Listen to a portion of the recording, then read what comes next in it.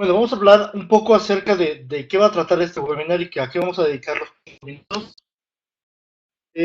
Vamos a hablar acerca de el Big Data, cuál es la situación actual del Big Data en México y en América Latina en general. Y vamos a ver una herramienta que se utiliza muy comúnmente con Big Data que se llama Hadoop. Es un framework que vamos a estar viendo tanto el lógico, o sea, todo el ecosistema que está alrededor de Hadoop, como el funcionamiento básico de lo que vamos a estar trabajando cuando se desarrolla un proyecto de esta naturaleza. Bueno, creo que ya les platicaré un poquito acerca de mi experiencia. Eh, Mi trabajo general es desarrollar aplicaciones utilizando procesamientos de alto desempeño. Bueno, primero vamos a preguntar qué es Big Data. Vamos a preguntarle a Google qué es Big Data. Bueno, cuando preguntamos a Google qué es Big Data, tiene Google una manera muy particular de contestarnos.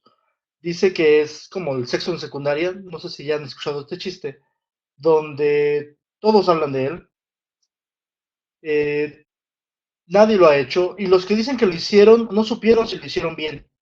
Es más o menos una analogía de cómo ha funcionado Big Data durante el último tiempo.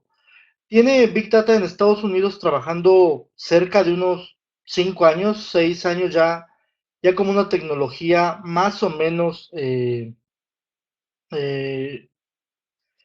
más o menos bien desarrollada, o sea, más o menos bien implementada dentro de muchas empresas. Las empresas que empezaron a generar este movimiento fueron empresas normalmente de redes sociales o empresas de internet que necesitaban procesar eh, una gran cantidad de información. Vemos, por ejemplo, seguimos preguntándole a Google el nivel de adopción de Big Data en las menciones de interés sobre el tiempo y vemos cómo a partir del 2011 encontramos un gran crecimiento de este tema en los resultados de las búsquedas. ¿Qué es esto? A partir del 2011 fue realmente el boom del Big Data.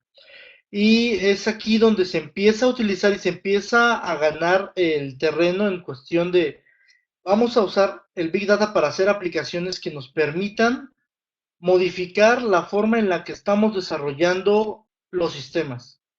¿Qué es esto? Antiguamente los sistemas estaban basados en transacciones, lo que significa que cuando yo desarrollaba un sistema y hacía operaciones en forma de transacción, el dato generado era como un daño colateral, era un dato que se persistía, que se almacenaba para poder decir que la transacción se había realizado. Lo importante era la transacción. Bueno, resulta ser que con el Big Data y con el poder de analizar toda esta gran cantidad de información, nosotros podemos no solamente hacer que se persista una simple transacción como se tenía usando anteriormente, sino también poder obtener valor a partir de eso. Por ejemplo, un caso de éxito bastante bueno es el de Netflix, donde Netflix dejaron de hacer preguntas básicas. Por ejemplo, la pregunta de Netflix dejó de ser ¿qué le gustaría a las personas sobre ciertos segmentos? Por ejemplo, a las personas de 30 años o de 25 años o de 80 años, ¿qué les gustaría ver como películas o series? Y empezaron a pensar, ¿qué le gustaría ver específicamente a Juan Pérez?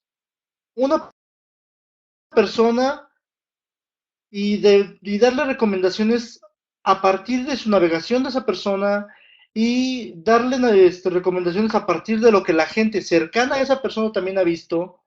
Y entonces es ahí donde ya tenemos una cantidad enorme de datos porque estamos manejando millones de usuarios para poder generar toda esta analítica, para poder generar todo este procesamiento y poder generar resultados que no sean simplemente como muestras estadísticas, más bien que sean resultados enfocados y centrados en el usuario. Bueno, se necesitan arquitecturas de cómputo mucho más completas. Vemos cuáles son los países donde hay mayor interés en este sentido. Bueno, la India, Singapur, Sur Corea, Hong Kong. Taiwán, Estados Unidos, pero vamos a ver específicamente en México, qué pasa cuando hacemos Big Data en México. A diferencia de Big Data solo, que empezaba el movimiento por ahí del 2011, Big Data en México a mediados del 2013, lo cual siempre hemos adoptado de forma tardía un poco las tecnologías. Llevamos 2 o 3 años de atraso en ese sentido, en el sentido de darle utilidad a este tipo de aplicaciones. Vamos vamos a ver también que todo esto que estamos haciendo no es nuevo. O sea, todo lo que vamos a hacer con el Big Data no es nuevo. Todo ya existía y vamos a ver, por ejemplo, el modelo clásico de la minería de datos, donde teníamos la definición de un problema, adquirir y preparar la información. Normalmente este paso donde nosotros de dónde adquirir la información y prepararla, formatearla en la estructura correcta para poder procesarla y para poder consultarla, es la parte donde ocupamos la mayor parte de nuestros recursos, de nuestro tiempo y de nuestro tiempo de desarrollo. ¿Qué pasa? Esta parte requiere de una infraestructura muy particular. Y aquí hay una situación de Big Data, y ahorita lo vamos a ver más adelante. Big Data no solamente es Hadoop, y ahorita vamos a aclarar bien eso, pero Hadoop es una arquitectura tan flexible y tan extensible para este tipo de problemas que por eso es que muchas veces se toman como sinónimos, aunque en realidad Big Data es como un movimiento, es una filosofía de trabajo. Y ahorita vamos a ver diferencias y cómo se utiliza. Muy bien. Una vez que ya tenemos preparado, adquirido y formateado todos los datos que estamos utilizando y vamos a poder consultar, procesar, analizar, pasamos a seleccionar un modelo donde la selección del modelo, dependiendo de la naturaleza de nuestros datos, ahorita vamos a hablar de eso también, porque el Big Data, uno de sus vértices es la variedad. ¿Qué significa? Vamos a utilizar diferentes tipos de datos, diferentes naturalezas de datos, y vamos a poder escoger herramientas, métodos, algoritmos, dependiendo y particularmente para los problemas de la naturaleza adecuada. ¿Qué significa? Si mi problema es de grafos, si mi problema es de conexiones entre los elementos de mi modelo, bueno, vamos a utilizar un tipo de algoritmo particular. Si mi problema es de recomendación y mi recomendación está basada estrictamente en un árbol de compras, bueno, vamos a trabajar por ese lado. Si mi análisis es sobre imágenes, por ejemplo, tenemos que analizar cientos de imágenes para encontrar X, Y o Z. Ok, la naturaleza del problema es diferente y hay que atacarla de forma diferente. Al final, viene dentro del modelo clásico el descubrimiento y el lanzamiento del producto. Y si en algún momento, bueno, las preguntas que se resolvieron generan más preguntas, bueno, hay que regresar a la definición del problema. Este es el modelo clásico que todos hemos utilizado para hacer minería de datos desde hace 25 o 30 años. Pero en términos generales, ¿qué es Big Data? Bueno, Big Data es la capacidad de poder procesar, analizar y ofrecer resultados de una cantidad de datos grande. Ahorita vamos a definir la palabra grande porque solo decirla así es muy ambiguo. Normalmente, normalmente se tienen tres tipos de tecnologías dependiendo del nivel de especialización de las personas y dependiendo del nivel de especialización de tu hardware. Hay tres tipos diferentes de tecnologías que pueden atacar al Big Data. La primera es si tú tienes un hardware especializado, por ejemplo, tarjetas de GPU, por ejemplo, las tarjetas Tesla de Nvidia, que tienen por ahí de entre 512 y 1024 núcleos cada tarjeta. Bueno, tú puedes hacer procesamiento masivo utilizando CUDA, una API que tiene NVIDIA, para poder procesar todos los datos. Y de hecho, Tesla, su función como tal, no es tanto hacer render de imágenes, es más procesar datos. La tecnología está diseñada para eso, está muy ambientada para tener muchos núcleos pequeñitos, cientos o miles de núcleos pequeñitos, que procesen pequeñas tareas en memoria compartida. Eso es por el lado del hardware especializado. En caso de tener un hardware muy, muy particular, en este caso tarjetas de video Tesla. ¿Qué pasa si tienes personas muy especializadas? Ok, las personas especializadas, o por ejemplo, el supercómputo en el mundo que se hacía muchísimos años antes de que empezara este movimiento de Big Data, lo hacen con clústeres de máquinas que utilizan MPI o OpenMP.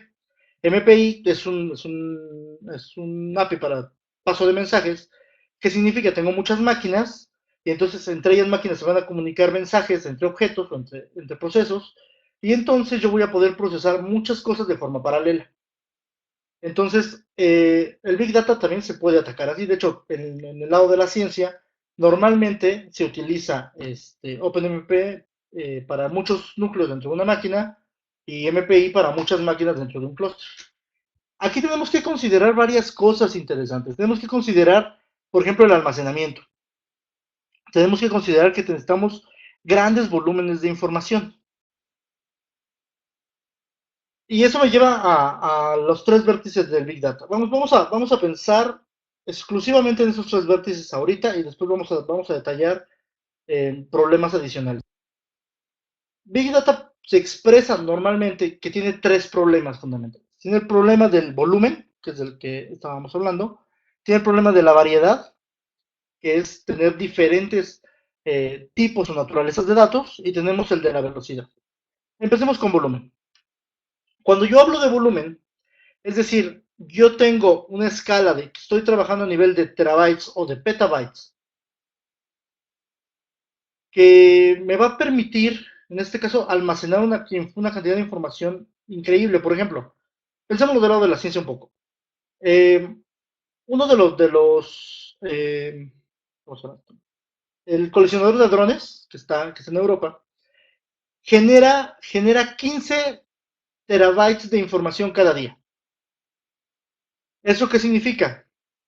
Bueno, significa que si esperamos un mes, más o menos, tendríamos 1.3 petabytes de información. Es una cantidad de información masiva, enorme, que tiene que ser primero almacenada y después procesada. Entonces, estos problemas que conllevan a las 3 Bs, normalmente son problemas que no solamente son de un vértice, sino son de dos o de los tres vértices. Imagínense este problema. Yo tengo que analizar 15 terabytes de información al día. Bueno, ¿qué pasa si yo dejo esperando un mes para empezar a procesar? Bueno, ya tengo una cantidad de información masiva y se sigue generando más información, lo cual me genera un problema de volumen. Entonces, mi análisis o mi procesamiento de esos datos tienen que ser ya sea en cercano a tiempo real o en tiempo real. ¿Qué significa? No puedo dejarlo en un batch por ahí, que bueno, se vaya procesando a las 3 de la mañana cada día, 2 horas. No, no, no. O sea, tiene que ser, estarse procesando constantemente y estar generando información constantemente que también se va a almacenar. Ir definiendo esa parte. Porque al fin y al cabo los estándares de volumen de datos que podemos almacenar son limitados. Por otro lado, tenemos datos de diferentes variedades. Por ejemplo, en este caso, tenemos datos, bueno, de los sensores que están viendo la colisión de las partículas, tenemos datos a lo mejor de imágenes térmicas o de imágenes en rayos X o imágenes de diferentes tipos o videos o audios o señales o contenido generado. Entonces, cuando tú mezclas estas tres vértices, cuando tú mezclas el problema de que se está generando suficiente información para llamarlo volumen, o sea, estamos en el orden de los cientos de gigas o de los terabytes. Cuando estamos hablando de que el tiempo que yo tengo que esperar para poder procesarlo no puede ser en un batch que espere a un día anterior, no puede ser de forma periódica, que cada 2 horas esté procesando, más bien tiene que ser en el mismo tiempo que se está colectando la información o al mismo tiempo, y que las diferentes naturalezas de los datos que estamos generando sean, en este caso, variadas, en este caso, no estructuradas o que no vengan de una base de datos. ¿Qué es esto? Hay mucha gente que dice, es que tengo 2 millones de registros en mi base de datos, estoy haciendo Big Data. No. La verdad es que cuando solo utilizas bases de datos, puedes utilizar bases de datos, en este caso, pues, te podrías utilizar algún string y jalarlo, por ejemplo, con Scoop para importar datos de alguna base de datos transaccional. Pero tendría que haber algún tipo de operación, ya sea de análisis o de operación de otro tipo de datos, o mezclarlo, hacer un mesh por ahí con información, por ejemplo, de audio, o con información de video, o con información de redes sociales, para poder llamarse que nuestros datos son variados. A lo mejor si tengo un gran volumen, a lo mejor si tengo que analizarlo con una velocidad en semi tiempo real o tiempo real, pero en realidad, si solo estoy usando base de datos, mi vértice de variedad no se está cubriendo. Normalmente, bueno, la forma de velocidad se toma como el timing. Pensémoslo así. ¿Qué pasa si yo quiero analizar una campaña política, pero voy a tardar 4 meses en generar el resultado? Obviamente, mi campaña política es momentánea. Yo tengo un cierto periodo en donde me va a interesar ver cuál es la aceptación de mi candidato y entonces necesito tener resultados en poco tiempo, en el momento en el que están pasando las cosas. Si yo voy a analizar, por ejemplo, hacer una campaña de benchmarking para el producto de mi competencia, y digo, bueno, voy a tardar 2 meses en adquirir la información y voy a tardar 15 días en procesarla y te voy a dar un reporte de aquí en otros 15 días, estamos hablando de que el tiempo en el que yo quiero el resultado no se va a lograr y no vamos a tener el efecto deseado. Esto viene mucho a colación con esto por ejemplo, de social media marketing, donde quieren tener la información analizada de todo lo que está pasando en tiempo real o en semi tiempo real. ¿Qué significa? Que, bueno, a lo mejor lleva una distancia de a lo mejor media hora de que pasó el suceso. O incluso que esté funcionando en el momento en que está pasando el evento. Ya después veremos un poquito más adelante el concepto de ciencia de datos, donde con análisis predictivo puede irme yo más allá y preguntar cosas que van a venir, o bueno, vamos a poder predecir ciertos elementos del futuro. Esto de repente suena como a prestidigitación, pero tiene un fundamento bastante matemático, bastante fuerte, así que no hay ningún problema por ese lado. Ahorita vamos a platicar acerca de eso. El concepto de velocidad es básico para saber qué estamos haciendo Big Data. El concepto de variedad es lo que yo les comentaba con que, bueno, sí tenemos datos relacionales, sí tenemos datos de bases de datos o de logs que tenemos de tráfico, por ejemplo, pero también tenemos que mezclarlo con otros tipos de datos para poder llamar que estamos utilizando variedad. Imagínense, imagínense que yo tengo una fábrica o muchas fábricas y en esas fábricas yo tengo máquinas que a lo mejor secan café o que inyectan plástico o lo que ustedes quieran. Esas máquinas, normalmente las máquinas industriales, se les miden todo el tiempo dos variables, temperatura y vibración. Y en base a esas dos variables podríamos nosotros determinar cuándo podría presentarse algún problema. En este caso, si la máquina está vibrando mucho más de lo normal, si la máquina está subiendo su temperatura o bajando su temperatura de forma inesperada, el concepto de outlier, bueno, nosotros podemos predecir qué va a pasar con esa máquina en particular. Pero cuando juntamos todos los datos, incluso, por ejemplo, podemos juntar datos geográficos y decir, bueno, vamos a basar nuestros umbrales de saber si la máquina está bien o está mal, también relacionando, por ejemplo, datos de clima. Y decir, bueno, es que si es que la planta está en Culiacán y ahorita están a 42 grados, entonces la temperatura obviamente tiene que subir en esa relación. Y entonces, si nosotros lanzamos una alerta por ahí de que la máquina está mal, significaría que a lo mejor lanzamos un falso positivo. No sé, una cosa así donde yo puedo mezclar, por ejemplo, datos geográficos, datos de clima, datos de relación entre máquinas, datos de temperatura, datos de vibración, datos que yo tuviera estando generando a partir de un sistema transaccional. Por ejemplo, la persona que está recibiendo las piezas del lado de la máquina, que estuviera metiendo la cantidad de piezas adecuadas. Y, por ejemplo, si se detectara que, y sumamos datos, por ejemplo, que la producción que se está generando es diferente a los datos históricos y lo vamos comparando con los datos históricos y metemos los datos de vibración y metemos el dato de la temperatura, entonces estamos diciendo, ok, la máquina está trabajando más lento de lo normal o todas estas máquinas están trabajando más lento de lo normal. Bueno, y encontrarle una causa. A eso me refiero con variedad, a poder mezclar diferentes tipos de datos para poder ofrecer, en este caso, un análisis más puntual. Un análisis que dependa de diferentes naturalezas. Por ejemplo, hay en el concepto del Quantified Self, de este concepto nuevo de traer una banda por ahí de contador de pasos, de esas que te checan el ritmo cardíaco, que te checan el ritmo de los sueño.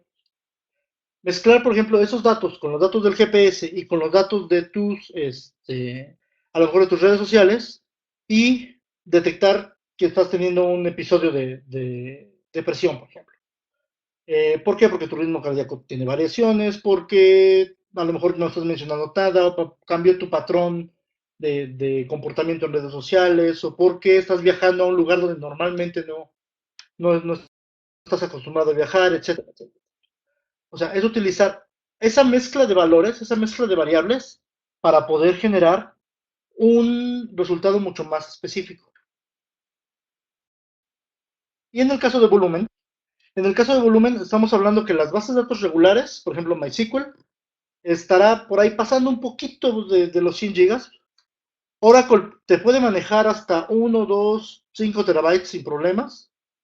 Este, Hadoop está diseñado para trabajar hasta en el orden de petabytes, de los cientos de gigas, de unos cuantos teras o de hasta un terabyte, lo cual es una cantidad de información bastante grande. Ahorita hablaremos de tamaños de clusters, hablaremos de, por ejemplo, de la red, por ejemplo, que siempre es un cuello de botella la red y que tienen que meter redes diferentes, por ejemplo, un Infinity Band, para poder evitar ese lag que genera. Pero ahorita hablaremos de esa parte.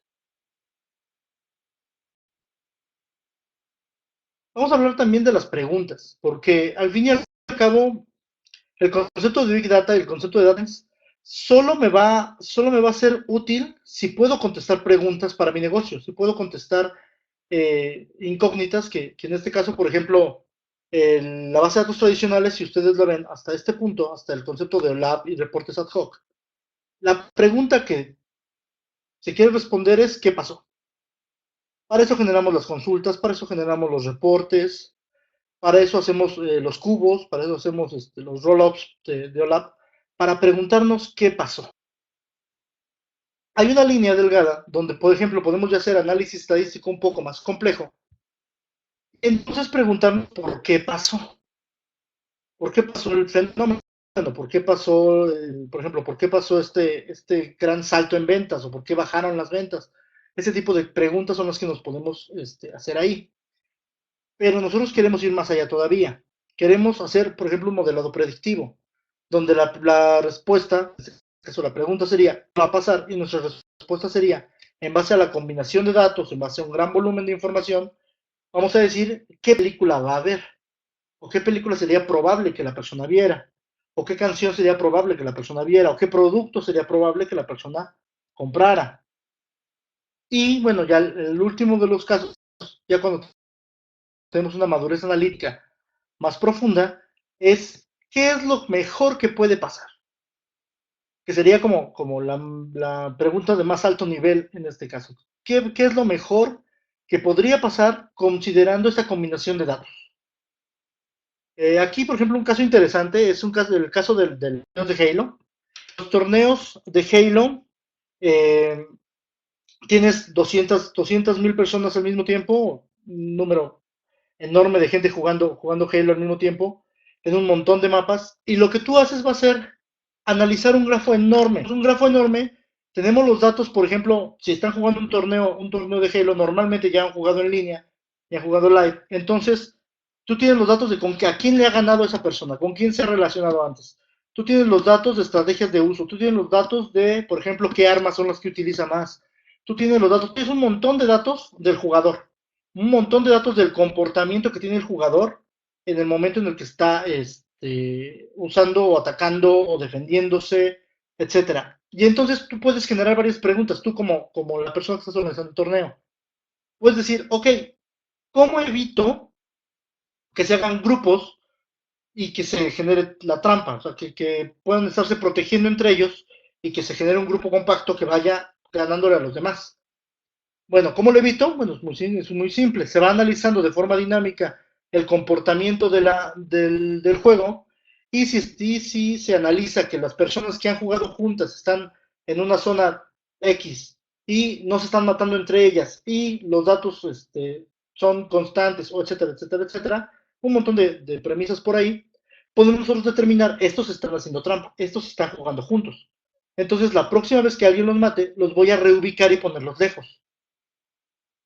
¿Para qué? Para que se vaya diversificando y que la experiencia de juego, porque al fin y al cabo lo que Microsoft quiere con un juego, quiere con un torneo, es que todos los usuarios, ya sea el que va entrando como novato al juego o las personas que ya han ganado torneos o que son muy buenas en el juego, quieren que se lleven una buena experiencia, una experiencia de usuario satisfactoria.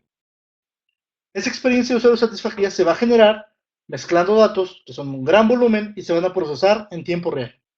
A eso me refiero con el concepto de las 3D.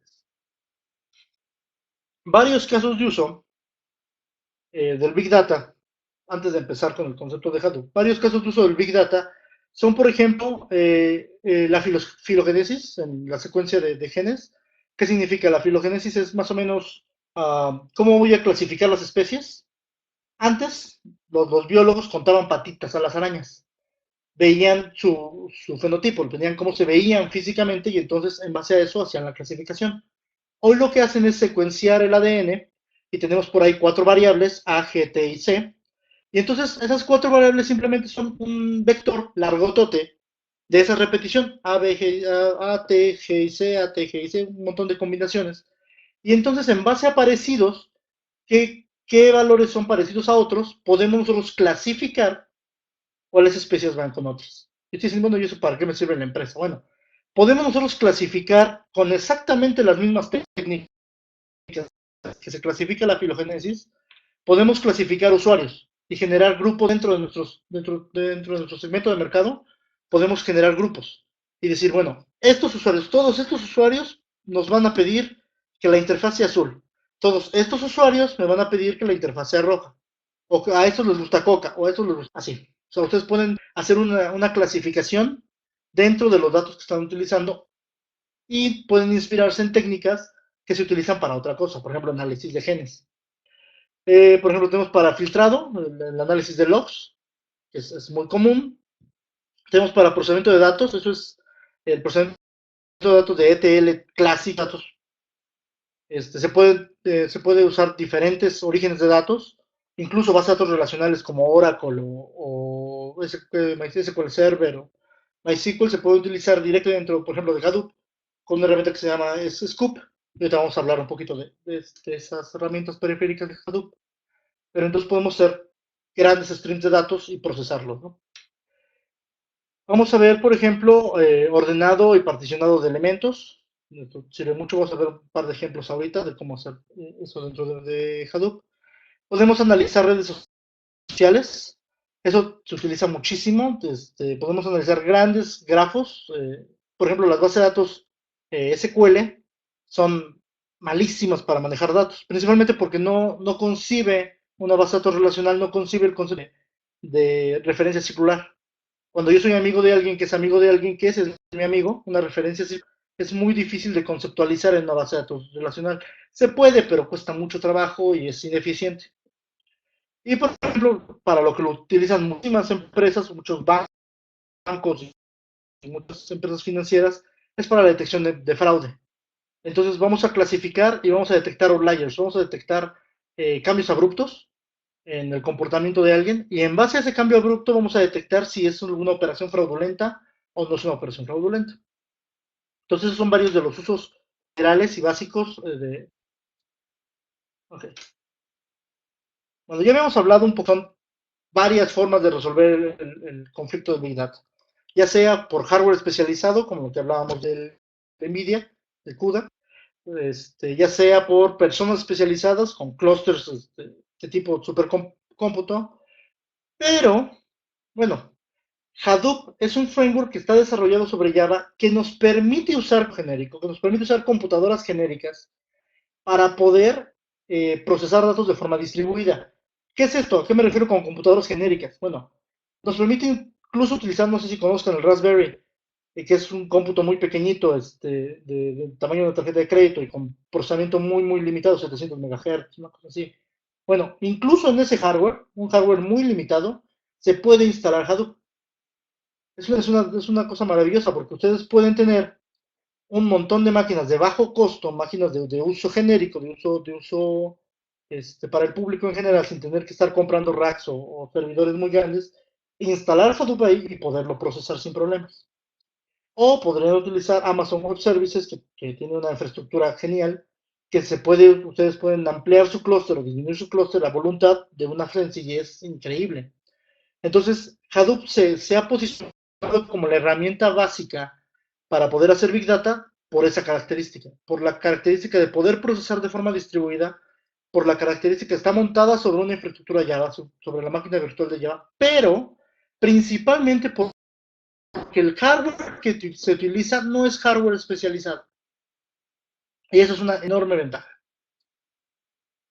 Hadoop se crea normalmente, bueno, se crea de forma natural mezclando dos cosas, mezclando el sistema de archivos de Google, es un modelo distribuido que tenía Google en 2003, y mezclando el concepto de que viene más o menos, no literalmente, pero viene más o menos de la programación funcional. Ahorita vamos a explicar paso por paso, así como con manzanitas, qué es MapReduce y cómo funciona, porque está muy padre cómo hacerlo. Incluso en la vida real se pueden hacer varios ejercicios de cómo la organización de tipo MapReduce puede facilitar el trabajo de procesamiento en general. Bien, entonces ustedes se dan cuenta, Hadoop tiene un poquito, bueno, las tecnologías bajo las que se establece Hadoop tiene un poquito arriba de unos 10 años. Ya como Hadoop, tiene por ahí del 2008 para acá, ya tiene como la versión principal. Ahorita hablaremos de Yarn 2 y de las versiones subsecuentes un poquito más adelante, pero Hadoop como tal se empezó a utilizar más o menos entre 2008 2009, por ahí. ¿Qué es esto? Bueno, vamos a ver el proceso. Ya sea que venga de una colección estática o que venga de un flujo de datos, aquí lo vemos, aquí empezamos. Podemos nosotros utilizar este proceso, generar un almacenamiento tradicional. Ahorita vamos a hablar de los elementos de Hadoop, del almacenamiento distribuido. Se procesa, solamente es un ejemplo, procesa, se analiza con el concepto de MapReduce, ¿sí? Puede haber una segunda fase de procesamiento que es donde se refina el resultado, donde se filtra el resultado, y entonces se generan otros archivos, bueno, un resultado ya almacenado en otro lugar. Vamos a ver cómo se hace esto. Hadoop, como ya lo vimos, es un sistema de archivos distribuido y el modelo de MapReduce. Entonces, el sistema de archivos distribuido de Hadoop se llama HDFS. Este sistema es un sistema distribuido que está escrito en Java y que está diseñado para almacenar archivos grandes. ¿Esto qué significa? Al momento de tener yo archivos grandes, más o menos de 100 megas más, yo tengo los archivos grandes para poder almacenarlos ahí y entonces estarlos leyendo. No me sirve esa estructura para estar insertando datos a cada rato. Entonces, normalmente hay un paso previo donde se acumulan los datos y después se pasa al HDFS para poder yo almacenarlos y entonces estarlos leyendo constantemente. La filosofía es write once, read many, que es más o menos el patrón que sigue. Vamos a escribir una vez y entonces leer constantemente. Y ahorita vamos a ver las ventajas que tiene HDFS, incluso otras tecnologías. Por ejemplo, hoy en día está muy de moda, o bueno, empieza a pegar mucho el concepto de Spark, la tecnología de Spark, que si bien no está basada en Hadoop, puede utilizar el sistema de archivos distribuidos en Hadoop para poder facilitar el proceso. Entonces Spark es como la nueva moda. Todavía en lo personal todavía no se ha madurado lo suficiente como para poder implementarlo de forma generalizada, pero bueno, está muy adaptado a este modelo de HDFS. Este modelo se almacena de esta forma.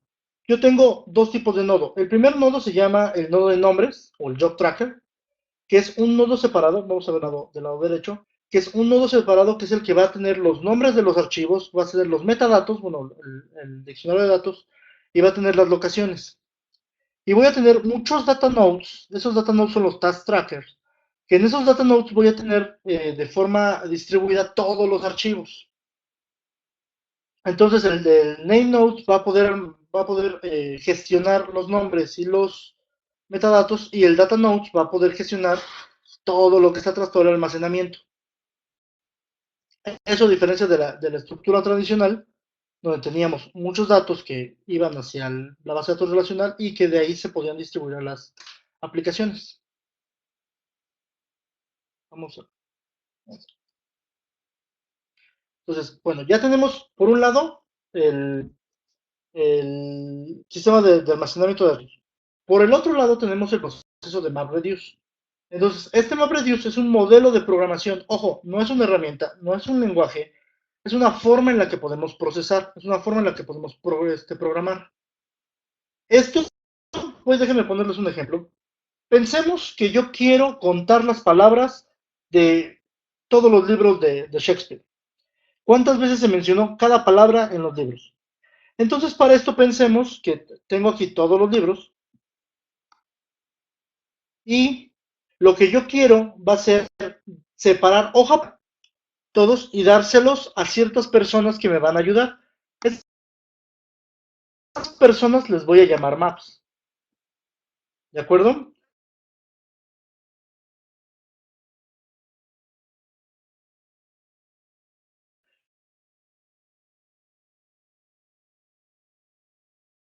Esas personas, la hoja, la apuntan y le ponen uno. Si encuentran una palabra que ya está en el pizarrón, simplemente van a enfrente donde está esa palabra y escriben otro uno. Entonces, todos ellos van a estar leyendo las hojas constantemente y va a estar apareciendo el nombre de la palabra y después van a estar apareciendo un montón de rayitas. Uno, uno, uno y uno. Esta parte que tengo yo a otras personas, menos que los maps, pero otras personas por ahí, a los que les voy a llamar reducers. Esos reducers, o vamos a llamarles sumadores, esos sumadores lo que van a hacer es suma. Pero de repente van, encuentran la palabra y dicen, bueno, estos son el número 3. Y si por ahí alguien de los mappers encuentra otro, va a poner un uno acá. Y encuentra otro acá. Y entonces de repente, otra vez va el reducer y bueno, dice, bueno, lo reduzco y digo que es un 5. Esto de que el reducer esté como una operación constantemente, aunque no haya acabado todo el proceso, hace que en el momento en el que la última persona que esté leyendo una hoja ponga el último valor de la última palabra, en ese momento yo ya puedo sacar el resultado. Porque todas las sumatorias, todas se fueron generando. Y cada quien tomó una tarea particular. Pensemos el mismo ejemplo más o menos, pero si yo quisiera ordenar cartas. Vamos otra vez por ahí y ahorita vamos a pasar a las preguntas. Ok, pensemos que yo quiero organizar cartas. Entonces tengo todos los mazos de cartas en el primer lugar aquí. Y entonces va a haber unas personas, los usuarios les voy a llamar maps, van a ir separando, aventando a unas cazuelas, por ejemplo, a unas cajas. Van a aventar todos los cuatro tipos de figuras a diferentes cajas. ¿Ok? Ellos solo avientan las cartas, ellos solo avientan las cartas a la caja adecuada. ¿Sí se ve? Hay otra persona que se llama reducer, ¿sí? Que el reducer es el que va a ir caja por caja y va a ir acomodando las cartas en orden, todos los unos, todos los dos, y esos son los que están ordenando. Y al final, en el momento en que la última persona lanza la última carta a la caja, en ese momento se hace la sumatoria, se hace el reduce y se puede ejecutar el resultado. Esto da un speed up increíble. Incluso esta forma de organización a la hora de estar haciendo procesos humanos, es una forma que puede facilitar mucho el trabajo. Tiene algunas desventajas, ojo, no todo miel sobre hojuelas, tiene algunas desventajas. Desventaja número uno, por ejemplo, todos los procesamientos de entrada se tendrían que ser aislados. ¿Qué significa? No tendría que haber una relación entre los corazones rojos y los diamantes rojos, en teoría. Después, bueno, se crearon herramientas adicionales que eliminaban esta limitación de parte del MapReduce. Pero en términos generales quiero saber si se está entendiendo, porque es el fundamento del cual voy a partir para todo lo demás. Entonces, por ahí, ¿se escucha bien? ¿Sí se está entendiendo? ¿Cómo organizamos? Ah, excelente. Muy bien. Entonces, yo, una vez que ya tengo todo esto organizado, ya puedo yo tener un resultado justamente al final de que alguien lanza la última carta. Por ejemplo, Pensemos en el caso de General Electric, que fue uno de los casos más sonados de hace un par de años. General Electric, una empresa global, consolidaba toda su información y entonces, a partir de toda la información que consolidaba al mes, tardaba cerca de 16 horas en generar todos los reportes que tenía que generar. Reportes locales, reportes seccionales, reportes por país, por continente y los reportes generales. Tardaba 16 horas y eran más o menos, ¿cuántas máquinas decía ahí? Eran como 100 máquinas usando MySQL. Entonces, MySQL 16 horas y generaba el resultado. Migraron a Hadoop y utilizaron la mitad de las máquinas. Y con la mitad de las máquinas, los mismos datos de entrada, el tiempo que tardaban era cerca de 20 minutos. O sea, el speed que dieron en el momento en el que ustedes generaban los reportes de la forma convencional a como lo generaban con Hadoop, era un masivo, era 800 más rápido, una cosa así. Ya hoy en día, por ejemplo, Spark promete ser casi 10 veces más rápido que Hadoop. Necesitaríamos todavía considerar bajo qué circunstancias, pero también está bastante atractivo ese parte. Bien, el ecosistema de Hadoop. Vamos a ser rápidos aquí para dar tiempo a algunas preguntas. El ecosistema de Hadoop. Bueno, de entrada tenemos el sistema de archivos distribuidos. El MapReduce se reemplazó por el Yarn MapReduce versión 2, que es mucho más eficiente. ¿Sí? Pero tú, por ejemplo, cuando estás manejando tantas personas moviéndose al mismo tiempo en la sala, acomodando palabras o acomodando cartas, etcétera, necesitas quien controle el flujo de trabajo. Bueno, ahí está OSI. Tú cuando escribes MapReduce lo escribes normalmente en Java y le haces por ahí un chorizote enorme, largote, donde el programa donde se está programando exactamente qué se quiere hacer. Bueno, para evitarnos esta parte, para hacerlo más fácil, se crearon lenguajes superiores, bueno, herramientas superiores, por ejemplo, HIP, que hace que, ahorita vamos a ver un ejemplo rapidísimo con HIP, que hace que tenga un lenguaje tipo SQL, un SQL-like, un lenguaje muy parecido a SQL, que procese sobre MapReduce. Eso es muy bueno. Después, por ejemplo, bueno, a últimas fechas salió una cosa que se llama Impala, que es como ponerle esteroides al SQL y lo hace mucho más rápido, pero eso es solo para la distribución de Cloudera, entonces te vamos a hablar de eso también. HIP hace que tú puedas hacer una consulta SQL de predicado de primer orden, es decir, le quiero que me traigas con los empleados, y te lo trae. Y él internamente hace toda la separación y él internamente hace la coordinación y elementos. Bueno, realmente la coordinación la hace Zookeeper, que es el que está de este lado, que es el que hace toda la coordinación, hace todo el paso de mensajes, checa toda la parte de redundancia y la sincronización de procesos, hace Zookeeper. O si no quieres usar SQL, quieres usar un lenguaje de tipo Java, bueno, puedes usar Pig, que Pig es un scripting que nos permite hacer funciones MapReduce de forma mucho más declarativa, mucho más fácil que si lo escribiéramos a mano. Entonces, las dos herramientas principales para manipular Hadoop son Pig o Hive. Por ejemplo, ya habíamos hablado un poquito de Scoop, que es si yo quiero traerme mis datos de la base relacional que ya tengo, bueno, puedo usar Scoop para hacer por ahí un streaming de datos. O si tengo, por ejemplo, un de logs por ahí y quiero hacer también stream de esos logs, bueno, puedo usar Flume, que también nos sirve para importar datos, ¿no? Bien. Hay otras herramientas, por ejemplo, hay uno que se llama hcatalog, que nos permite, es como una capa de alto nivel que nos permite interactuar ya sea con el sistema de archivos distribuidos o con una base de datos tipo NoSQL que tiene Hadoop que se llama HBase, que es muy parecido al proceso que usa Mongo, por ahí, es muy parecido. Entonces, esa capa que se llama hcatalog está sobre esos dos y puedes tú manipular cualquiera de los dos orígenes de datos sin problemas. Ok. Por ejemplo, si yo quisiera monitorear, puedo usar Ambari. Ambari es para monitoreo del clúster para ver qué nodos están funcionando bien, tiempos, etcétera, etcétera. Puedo, por ejemplo, hacer funciones con Machine Learning o de minería de datos, con algo que se llama Mahound. Mahound sirve perfectamente para hacer el tipo de operaciones. Y Mahound, como es un lenguaje un poquito más de alto nivel, ya podemos tener una algoritmos y de funciones bastante buena, bastante fácil de usar, que nos facilita muchísimo la chamba. Por ahí también hay alguna herramienta que se llama Web, que es un visor web, que es el que vamos a ver ahorita. Déjenme ver cómo compartimos el escritorio acá, ¿no?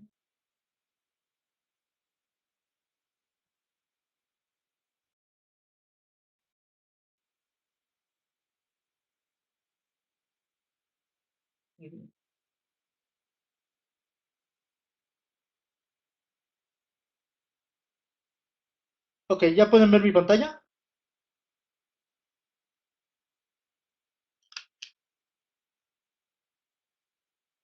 Está cargando, ahí va, ahí va. ¿Ya la pueden ver? ¿Ya? Perfecto. Ok, bueno. La instalación de Hadoop, sí, porque hemos mencionado muchísimas herramientas. Entonces dices, bueno, sí, pero ¿las tengo que instalar todas a mano? No. O sea, ya hay varios bundles donde ya hay distribuciones ya hechas, donde ya traen todo el ecosistema armado y todo ya configurado que los puedes utilizar. Las dos más grandes, bueno, vamos a hablar de las tres, pero las dos más grandes son Hortons por un lado y Cloudera por el otro. Yo en lo personal uso Cloudera, es buenísimo Cloudera para trabajar con ese tipo de cosas. Vamos a entrar a esta página para que vean la versión live de la herramienta.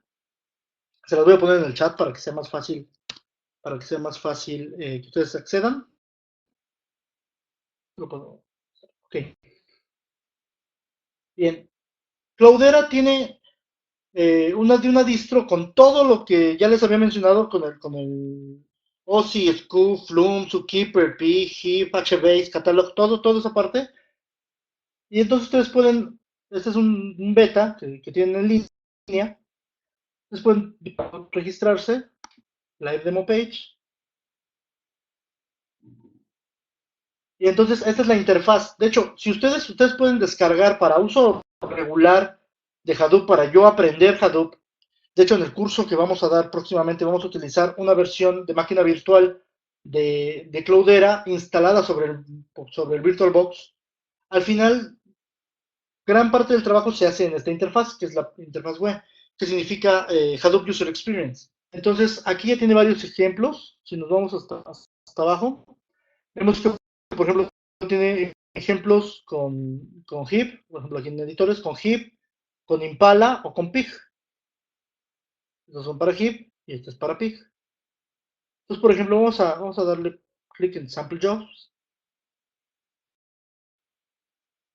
Este demo no es muy recomendable para usarlo, o sea, es simplemente como un ejemplo, pero en realidad se traba mucho y luego no hay mucho ancho de banda para usarlo. Vamos a poder, por ejemplo, poner un from sample 07. Y entonces se dan cuenta que se ejecutó. Con queries más se tarda. Entonces, por eso no hago queries más complicadas. Ya en el curso veremos cosas mucho más elaboradas dentro de nuestras máquinas virtuales que estemos desarrollando, entonces va a ser mucho más específico.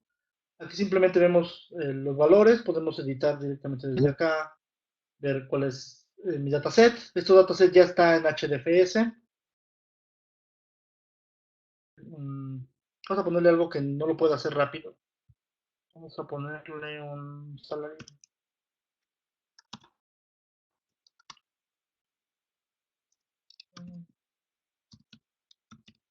Este tiene casi 2 millones de registros, así que va a tardar un rato. Bla, bla, bla. ¿Qué? Me faltó el where, claro. Ok, ok. Obviamente el botón sigue en cancel. Se queda ahí porque está tardando. Aquí, ahí va el log, el resultado. Pero lo importante es, por ejemplo, acá, aquí arriba en la parte superior, podemos ver los procesos que se están ejecutando. El estatus del proceso está aceptado, los usuarios que lo ejecutaron, el tiempo de la duración de la consulta, etcétera, etcétera, etcétera. Y entonces ahí podemos ver, por ejemplo, cuando un proceso está eliminado, no está fallido, se pone en rojo. Cuando ya terminó, corre, pone en verde. Y podemos, aquí tenemos los data browsers, para generar dashboards, cosas de ese estilo. Entonces, esa es una herramienta bastante útil, que es más o menos la herramienta básica que se utilizaría para interactuar de forma rápida. Ya después lo demás se hace de forma un poquito más artesanal, más de línea de comandos o de scripts, generar scripts. Pero sería como un ejemplo más o menos de cómo se puede obtener. Aquí, desde la misma página donde estamos bajando esto, también ustedes pueden bajar la copia de, ah, ustedes pueden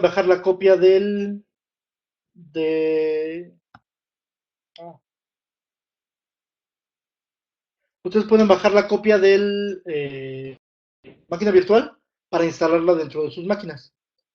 Eso ya es simplemente para aprendizaje. Una vez que ya yo he aprendido más o menos a usar las herramientas, ya yo he aprendido a usar Pix, a usar HIP, a usar Mahout, ya una vez que yo tenga eso, entonces ya paso a la segunda fase, que es, bueno, generar un clúster. Para eso, podríamos utilizar Amazon Web Services, generar el clúster, hacer la replicación de los nodos, configurar los nodos, y entonces ya jugar un poquito con eso. O si tenemos hardware en nuestras oficinas, bueno, instalarlo dentro del hardware, dentro de nuestro hardware local, y jugar un poquito más a la administración de sistemas. Porque Amazon Web Services te elimina la mitad de la chamba. En este caso. Bueno, quiero dejar unos minutos para preguntas. Por ahí el organizador puede, ¿no?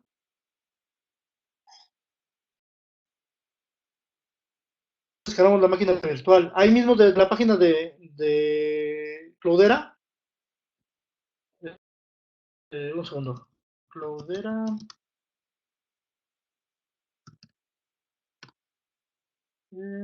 Ahí está un clip. Voy a ponerles la liga en, aquí abajo.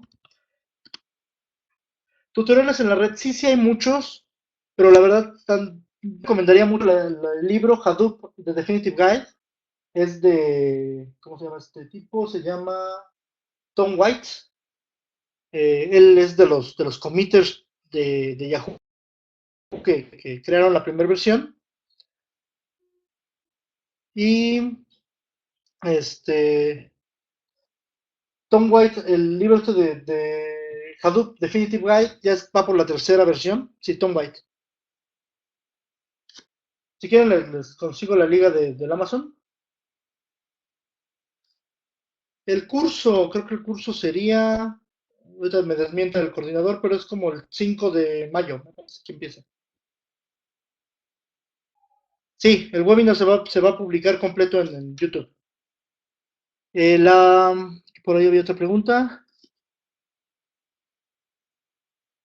Ok, bueno, el hoy como gran herramienta se usa Hadoop.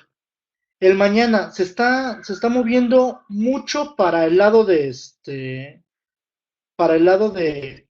por ejemplo, de Spark, que Spark es una herramienta que no es Hadoop, es una herramienta separada, pero, eh, pero ¿cuál sería el concepto fundamental es darle uso? O sea, ya pasamos la época de decir, bueno, vamos a entender qué es Big Data y después la época de decir, bueno, vamos a ver qué herramientas se podrían usar para Big Data. Ya estamos a un paso más allá de eso.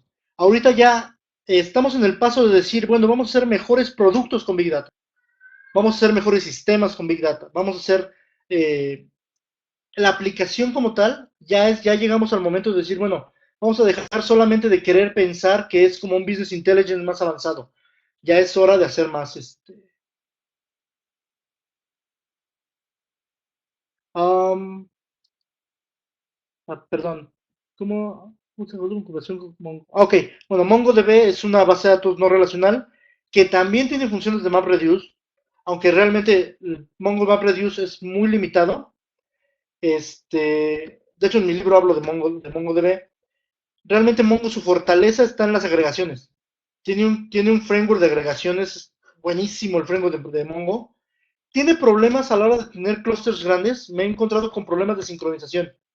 Pero las últimas versiones de Mongo ya han más o menos eliminado esas limitantes. Entonces, Hadoop es como una plataforma completa y Mongo solo es un origen de datos con capacidad de consulta.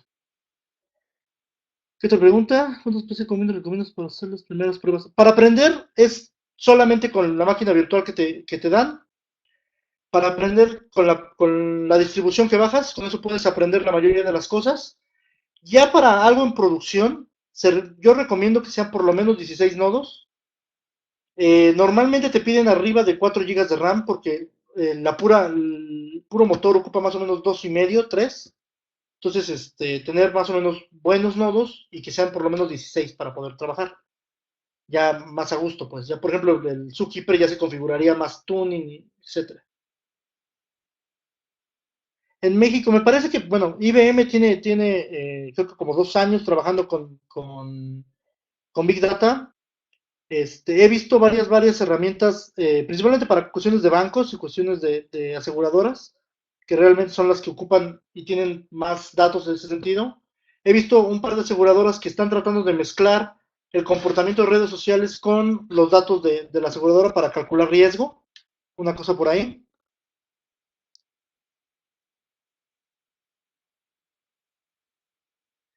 Bueno, como el número de nodos bueno, el número de nodos, para poder usar solo una máquina, necesitarías, por ejemplo, un Amazon Web Service, que tú tuvieras el clúster en la nube como infraestructura, y entonces tu máquina la puedes usar con el web para acceder datos, o sea, para acceder a las operaciones y para hacer los scripts. Así sí se puede con una sola Mac. Si quieres hacer más de una máquina virtual sobre una Mac, es muy difícil, ¿eh? O sea, te cuesta mucho hardware y mucho rendimiento. Tendrías que tener una máquina muy, muy grande para tener más de un nodo virtual en una máquina. No está tan padre. Entonces, lo más fácil, y de hecho, Amazon Web Service te cobra por lo que utilices, así que no es tanto gasto al principio. Personalmente no estoy muy familiarizado con el mercado de Sudamérica, pero en México sí está pegando bastante fuerte el Big Data, ¿eh? Está entrando muy bien. Y bueno, va a entrar como ya vimos y que ya se y por ejemplo Jan eliminó muchísimos de los problemas que tiene el MapReduce original. Ya yo recomiendo que de entrada se utilizaría, por ejemplo, Hadoop para poder tener una infraestructura sólida y a partir de ahí ya hacer.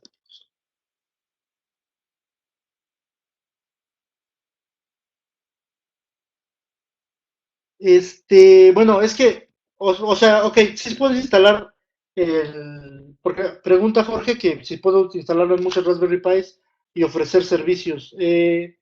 No, a ver, es que el Raspberry Pi sí tiene procesamiento pequeño, sí es hardware pequeño, pero hay otras cosas que considerar.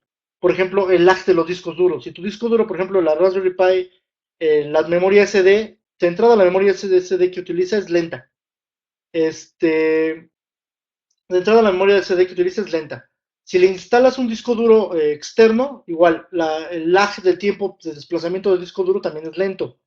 Y si a eso le sumas que vas a usar una red de Ethernet que son relativamente lentas, entonces ahí vas a tener algunos problemas. Raspberry Pi está bueno para hacer ejemplos, o por ejemplo, pues, si tú tienes por ejemplo, estás estudiando un posgrado o algo así, necesitas hacer una prueba de procesamiento paralelo y no tienes una máquina grande, bueno, puedes hacer un clustercito de unas 8 Raspberry Pi y jugar más o menos con datos. Pero ya hacer algo ya en serio y para producción, no, Raspberry Pi no te daría lo que necesitas. ¿Dónde puedo capacitarme? Bueno, vamos a hacer un curso de Hadoop en SG Campus y bueno, también hay varios, creo que ¿cómo se llama esto? Coursera tenían varios cursos de Big Data. Amazon Web Service sí sirve para producción, más o menos. O sea, bueno, sirve para producción por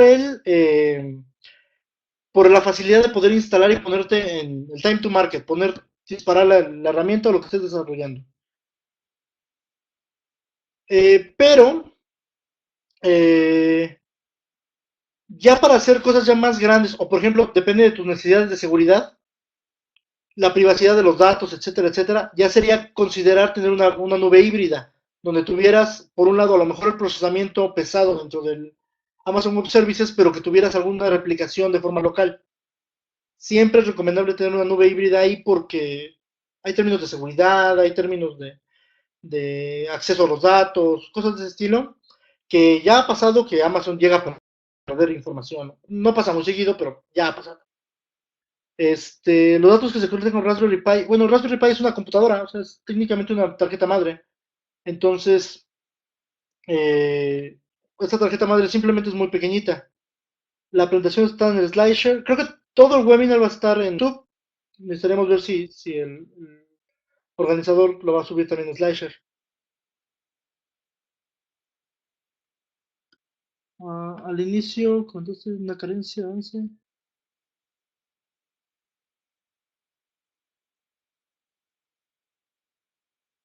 Claro, mira, es que México siempre, en este caso Jorge, él pregunta que, bueno, sigue usando Datamart. Bueno, es que México siempre adopta las tecnologías de forma tardía. Por un lado está mal porque no somos early adopters, entonces el crecimiento no es tan sostenido, pero por otro lado, en el momento en que entran las tecnologías, normalmente ya están maduras. Entonces es lo que le está pasando a México. México ahorita está adoptando el Big Data para hacer muchas cosas. Ya pasamos la etapa de ya entendimos qué es y ya sabemos cómo hacerlo, y ahora estamos empezando la etapa de desarrollarlo.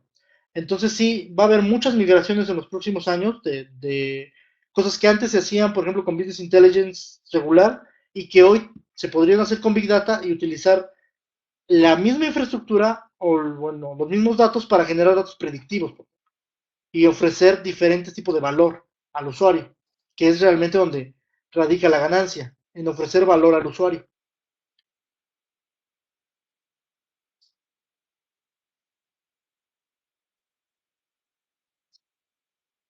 Mi nombre es Héctor Cuesta Arbizu, con V y Z.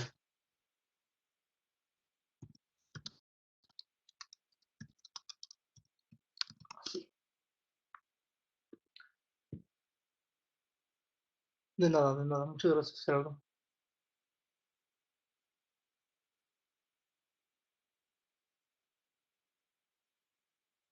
Muchas gracias.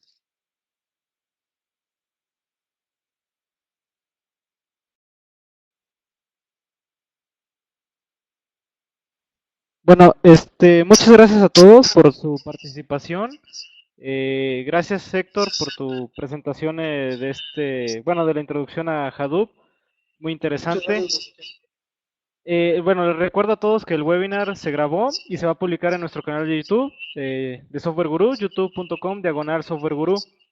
Y pues bueno, si les gustó mucho este webinar, eh, estamos ofreciendo un curso de fundamentos de Hadoop. Ahorita, bueno, en la semana sigue el 10% de descuento. Ya la próxima semana ya no estará el descuento. Tiene un valor de 2,250 pesos. Les voy en el chat para que ahí lo puedan ver. Es completamente en vivo. Y pues bueno, ahí sigue el descuento, ¿no? Para todos aquellos interesados, pueden contactarnos y ahí en la liga viene más información. Estamos ofreciendo el desarrollo de apps nativas en Android 1. Este es on demand, ya está el material en el sitio. Solamente, pues bueno, tienen que adquirir su curso. Tiene un costo de 1,900. Ahí también les puse la liga en el chat. Otro curso que también estamos ofreciendo es el Panorama Ejecutivo de Desarrollo de Apps Móviles. Tiene el mismo costo y es la misma modalidad en on demand. Ya está bueno, ahí está el curso con el precio de 1,900 y ahí les mandé la liga. En otro apartado, sigue las convocatorias de ponencias para SG, conferencia virtual y conferencia y expo. Si alguno de ustedes se anima a participar como conferencista, ahí también les dejé el link. O igual, si no participan como conferencista y quieren votar por alguna conferencia, pues bueno, también ahí está el enlace para que voten. En SG Talento, bueno, todavía tenemos vacantes para todos aquellos que no tengan este empleo. Y bueno, también les aviso que preparen su currículum vitae porque, bueno, los estoy invitando a participar a nuestra próxima feria de reclutamiento se va a llevar a cabo del día 13 al 22 de mayo. Estén atentos a sus correos y bueno, asistan al próximo webinar, les vamos a dar más información para llenar un formulario, así que vayan preparando su currículum a todos aquellos que, pues bueno, necesiten trabajo, ¿no? Los invitamos a su próximo webinar, bueno, al próximo webinar, es web móvil, aspectos a considerar, a la misma hora, ya saben, 2 de la tarde todos los miércoles, es la próxima semana, entonces, bueno, ahí también les dejé el link. Y bueno, ya nomás para finalizar, también los invitamos a otro webinar que estamos por dar. Se llama Toma mejores decisiones con Google Maps para el trabajo. Se va a realizar el 28 de abril a las 4 p.m. Hora de Ciudad de México. Esto, pues bueno, es totalmente gratuito, es online y pues ahí también les dejé el link en el chat para que puedan registrarse. Y pues bueno, agradezco a todos por asistir nuevamente, a Héctor también y pues bueno, que pasen una buena tarde.